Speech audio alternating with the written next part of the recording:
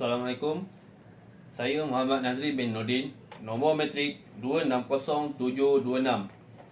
Saya akan membentangkan slide mengenai tugasan individu, ciri-ciri penduduk dalam subjek ekonomi dan pembangunan.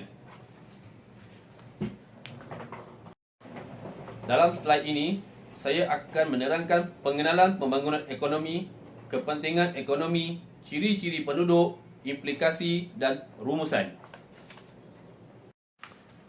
Pengenalan pembangunan ekonomi. Pembentukan ekonomi adalah membentuk kemajuan sesebuah ekonomi negara. Ia merangkumi pelbagai aspek termasuklah peningkatan pendapatan, perbaikan pendidikan serta kesihatan. Menurut Cambridge Dictionary, pembangunan ekonomi adalah proses sebuah ekonomi menjadi lebih baik dan maju, baik dari segi ekonomi maupun sosial. Pembangunan adalah suatu peningkatan dalam kebahagiaan hidup yang mempunyai pelbagai aspek yang boleh disimpulkan sebagai kemajuan sosioekonomi. Di Malaysia, ketidakseimbangan pembangunan berlaku pada 3 peringkat, iaitu antara kawasan pantai barat dan pantai timur. Semenanjung Malaysia dengan Sabah Sarawak dan juga negeri Selangor dengan negeri-negeri yang lain. Ekonomi terbahagi kepada 2 bahagian, iaitu ekonomi tradisional dan ekonomi moden. Antara contoh aktiviti utama mereka adalah bercucuk tanam, menangkap ikan serta memungut hasil hutan. Mereka melakukan kegiatan ekonomi tradisional berdekatan dengan kawasan penempatan. Tambahan pula, mereka mendirikan penempatan dengan laut, pinggir sungai dan hutan. Kepentingan ekonomi. Menurut Drysdale dan Huang 1997, Malaysia adalah negara yang mempunyai pertumbuhan ekonomi yang memberangsangkan. Terdapat pelbagai kepentingan ekonomi terhadap Malaysia. Antaranya adalah memberi peluang pekerjaan kepada penduduk. Ini secara tidak langsung akan mengurangkan peratusan kadar pengangguran di Malaysia. Peningkatan ini akan memberi kesan kepada penduduk, iaitu meningkatkan kuasa beli penduduk. Taraf kesihatan dan pendidikan turut meningkat. Raja di bawah menunjukkan peningkatan pendapatan antara tahun 1970 sehingga 2005. Tajuk yang berikutnya adalah ciri-ciri penduduk. Terdapat 4 sifat utama yang berkaitan dengan taburan penduduk di Malaysia. Ciri utama: struktur umur penduduk, faktor tumpuan dan jantina. Faktor tumpuan kawasan. Ciri-ciri ini adalah penting untuk pembangunan ekonomi negara. Yang pertama adalah faktor tumpuan kawasan.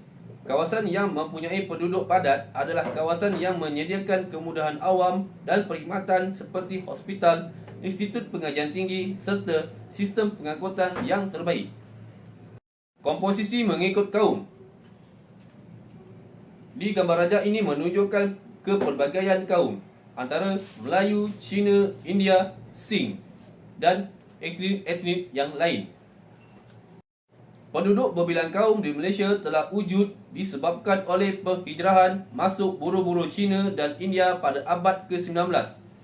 Seorang pakar antropologi, G.S. Furnivall 1948 menyatakan masyarakat majmuk adalah merujuk kepada masyarakat campuran yang berbilang bangsa. Namun campuran ini dalam erti kata yang sebenar bergaul tapi tidak bercantum. Setiap kumpulan mengamalkan agama, adat, kebudayaan, bahasa, kefahaman dan cara hidupnya yang tersendiri. Jantina. Gambar rajah ini menunjukkan statistik penduduk Malaysia. Struktur umur penduduk. Pada tahun 2018, penduduk berumur 0 hingga 14 tahun dalam 23.8%, 15 hingga 64 tahun 69.7%, 65 tahun ke atas 6.5%.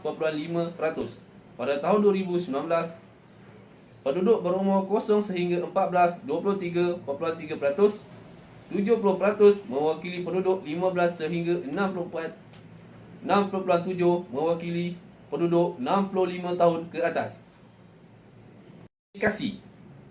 Pembangunan yang semakin meningkat disebabkan oleh penduduk berkapita yang tinggi.